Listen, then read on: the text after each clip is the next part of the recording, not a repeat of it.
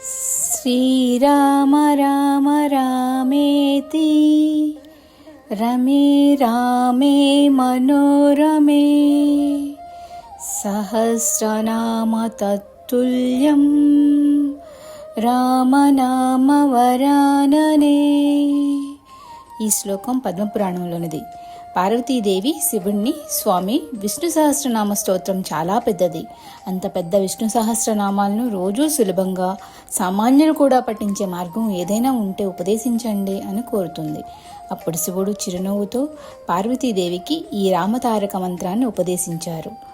దీని అర్థం, ఓ మనోహరమైన ముఖము కలిగిన పార్వతి, నేను ఎల్లప్పుడూ నా మనసుకు ఎంతో ప్రీతికరమైన రామా రామా రామా అనే నామస్మరణలోనే ఆనందిస్తుంటాను. ఆ శ్రీరామనామం ఒక్కసారి పఠించటం భగవంతుని 1000 నామాలతో విష్ణు సహస్రనామ పారాయణంతో సమానం. విష్ణు సహస్రనామ స్తోత్రం పూర్తిగా చదవలేని వారు ఈ శ్లోకాన్ని 3 సార్లు జపిస్తే ఆ 1000 నామాల ఫలితం లభిస్తుందని పురాణాలు చెప్తున్నాయి. రామ అనే పేరులో ఒక గణిత రహస్యం ఉంది. కటపయాది సంఖ్య అనేది ప్రాచీన భారతదేశంలో అక్షరాలకు అంకెల్ని కేటాయించే ఒక అద్భుతమైన గణిత పద్ధతి.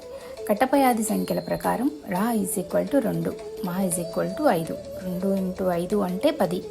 ఈ శ్లోకంలో రామనామం 3 సార్లు వస్తుంది. అంటే 10 × 10 × 10 = 1000. అందుకే విష్ణు సహస్రనామ స్తోత్రం చివరిలో ఈ శ్లోకాన్ని తప్పనిసరిగా చదువుతారు. జై శ్రీరామ్.